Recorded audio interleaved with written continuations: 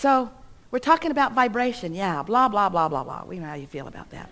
And we're talking about law of attraction. Law of attraction, important to understand when you're talking about vibration.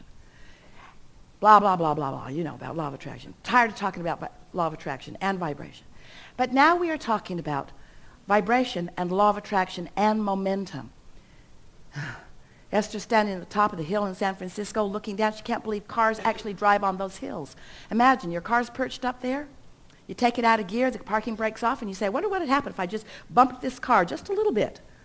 Wonder what would happen. Well, you don't wonder very long because you know what would happen, because you know about gravity. You know about the momentum in gravity, don't you?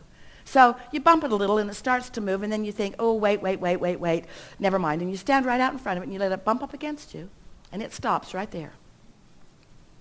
Easy to stop momentum in the early stages, isn't it? But you wouldn't want to be down there at the bottom of that hill trying to, never mind, I didn't mean it.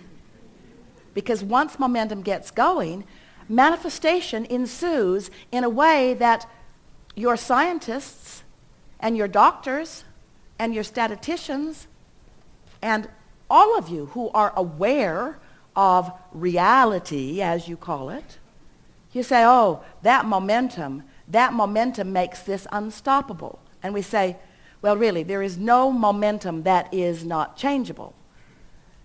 But it is so much easier to do it in the early subtle stages than it is after momentum ensues. So that's what we want to talk about. We want to talk about vibration. We want to talk about law of attraction. We want to talk about momentum. We want to talk about your guidance system. And we want you to leave this gathering all full of yourself, determined that you're going to do the thing, the only thing that matters, which is tend to your vibrational atmosphere.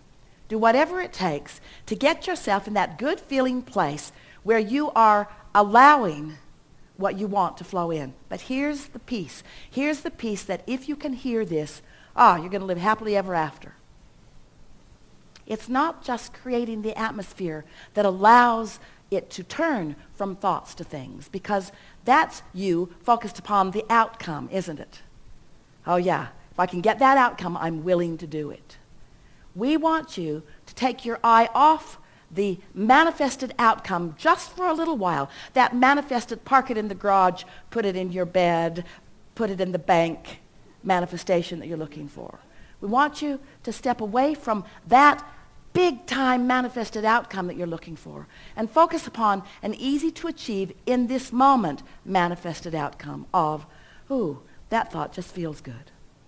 Because the emotion that you feel when you accomplish this atmosphere that is conducive to allowing your desires to flow seamlessly, non-resisted into your reality, feels so good as it's happening. In other words, it's the emotion we want you to go for, because the emotion you can accomplish now. The other outcome is going to take a little bit more momentum. And when you're looking for the big outcome, we love you so much, you know what's coming next, you usually peter out. You usually don't maintain your stance. If you say, I'll be happy, and a lot of you do, I'll be happy when I move into my dream house, and I'll be happy when I find my lover, and I'll be happy when I get enough money, I'll be happy when the kids leave home. I'll be happy when, and we say, you're holding yourself in a place of suspended, not happiness, if your happiness is dependent upon those conditions.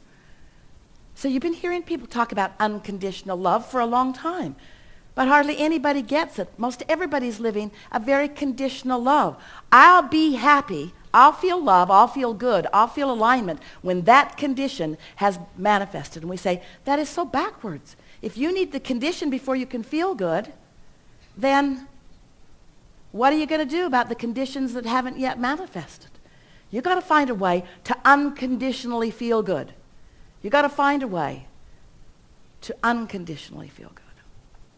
So, when you think a thought, law of attraction brings you another one like it, if you think that thought for 17 seconds. And you begin to feel the momentum of that thought.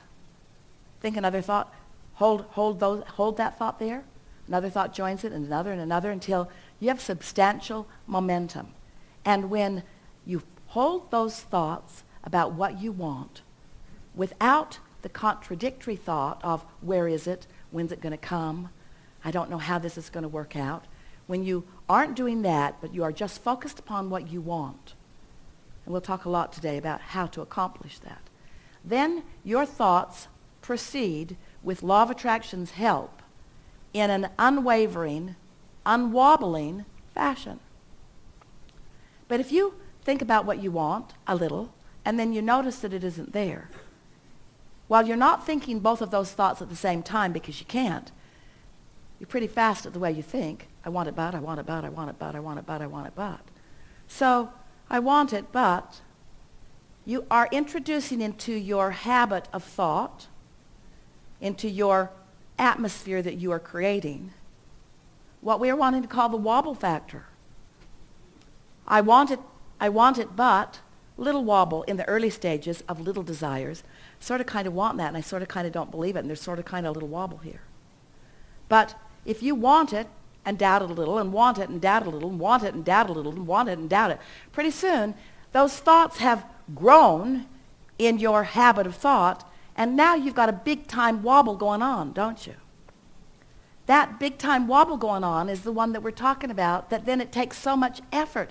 You try so hard. You really, really want to create your own reality. We know that you do. But we want to show you how to do it in a much easier fashion. We want to show you how to take the wobble out early on.